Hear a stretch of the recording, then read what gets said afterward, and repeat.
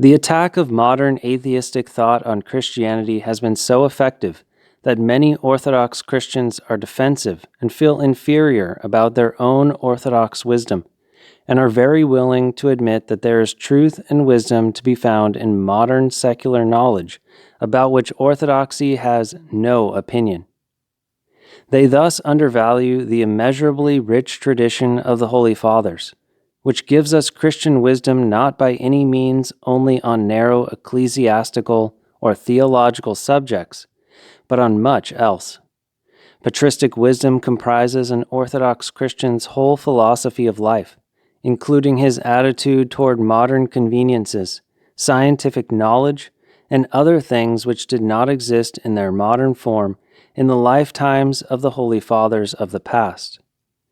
Roman Catholic theology long ago gave up trying to give the standard of wisdom to contemporary man, with the result that is now generally assumed that answers to many modern questions are to be found in modern wise men, scientists, and even philosophers. Orthodox Christians know better than this, and must be quite careful in deciding how much to believe these wise men. One area of common confusion is the interpretation of Genesis, especially in view of the scientific theory of evolution. It is no exaggeration to say that many, even among Orthodox Christians, assume that science has much to say in helping Christians to interpret the text of Genesis. Here we shall examine this assumption, not at first by examining directly the theory of evolution, about which, of course, the Holy Fathers did not speak directly, since it is a product of 18th and 19th century Enlightenment thought, which was unheard of in earlier centuries, but chiefly by examining the attitude of the Holy Fathers toward secular knowledge on the one hand, and their principles for understanding and interpreting Genesis on the other hand, and also their interpretation of Genesis itself. No one will dare to say that the Holy Fathers and Orthodox Christians in general are against science, that is, opposed to scientific knowledge insofar as it is actually knowledge of nature. As God is the author both of revelation and of nature, there can be no conflict whatever between theology and science, as long as each is true and remains in the sphere which belongs to it by nature. Further, those Holy Fathers who wrote commentaries on the book of Genesis did not hesitate to make use of the scientific knowledge of nature known at that time, insofar as it was applicable to the subject.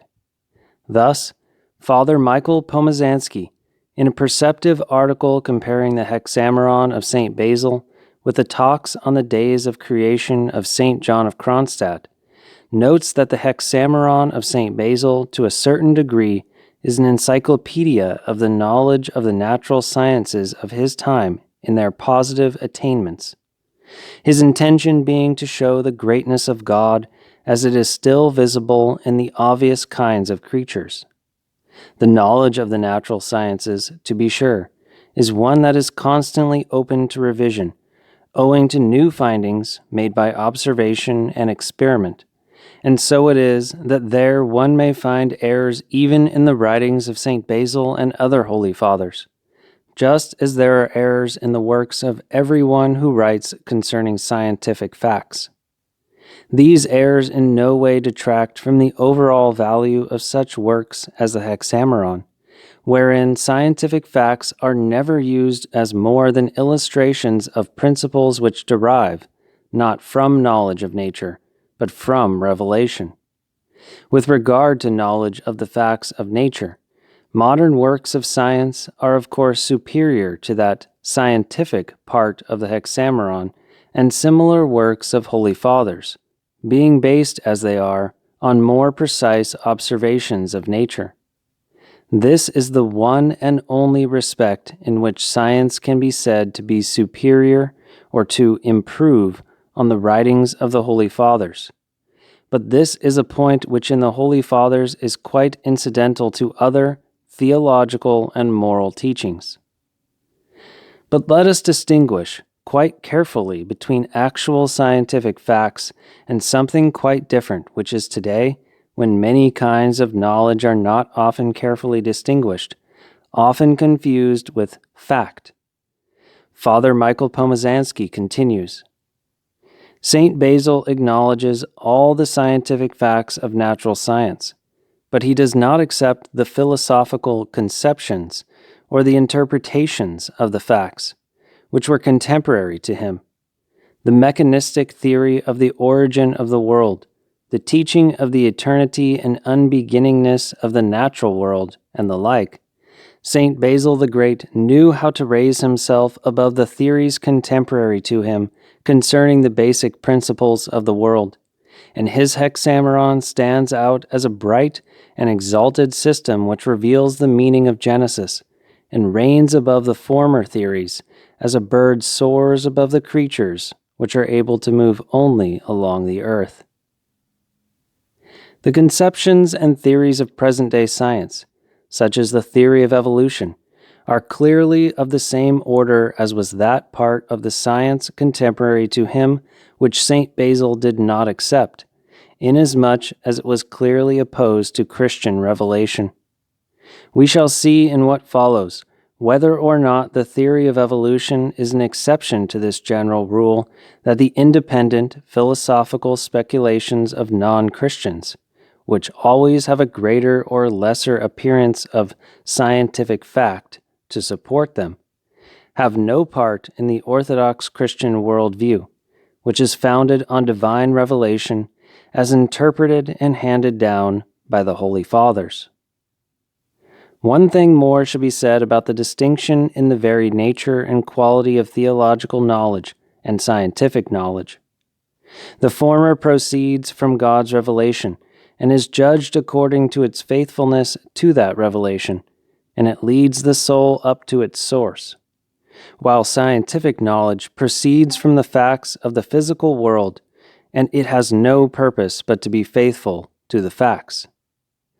One need only read the commentaries of Genesis of St. Basil the Great, St. John Chrysostom, St. John of Kronstadt, or any of the Holy Fathers, to see how these Holy Fathers constantly use the knowledge which is available to them, whether theological knowledge of God's doings or just scientific knowledge of God's creatures, to draw the reader's mental gaze up to the Creator, offer moral instruction, and the like, but never to rest content with the mere abstract knowledge of things.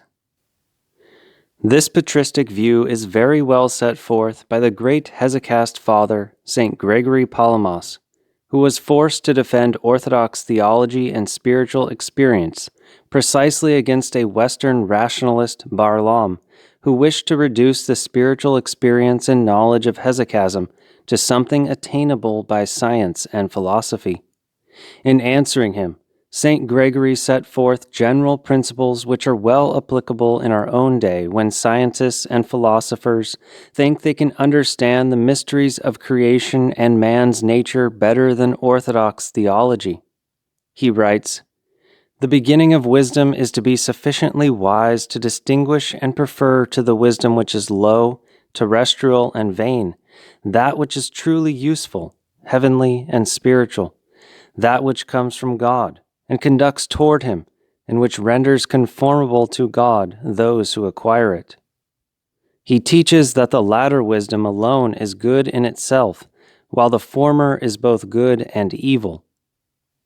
The practice of the graces of different languages, the power of rhetoric, historical knowledge, the discovery of the mysteries of nature, the various methods of logic, all these are at the same time good and evil, not only because they are manifested according to the idea of those who use them, and easily take the form which is given them by the point of view of those who possess them, but also because the study of them is a good thing only to the degree that it develops in the eye of the soul a penetrating view.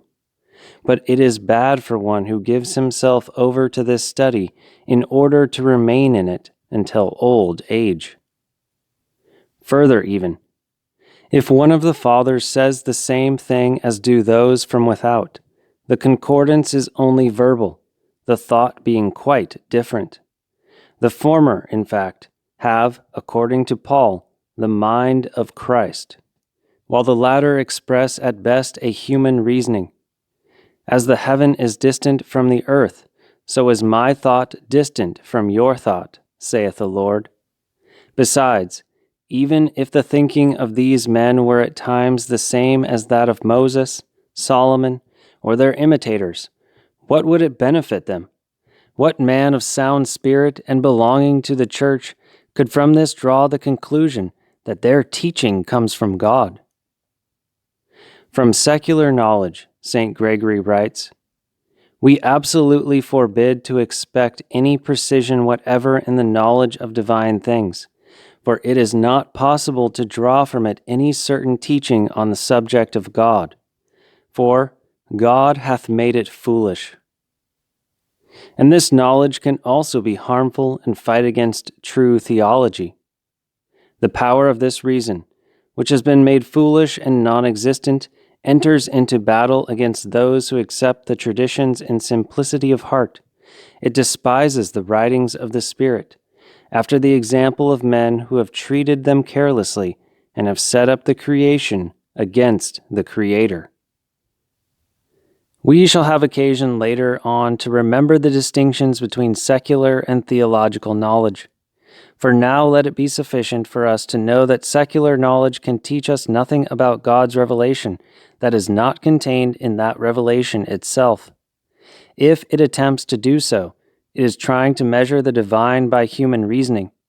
In particular, those who think to interpret parts of Genesis by means of the evolutionary theory must be prepared to find clear, theological evidence of that theory in God's revelation.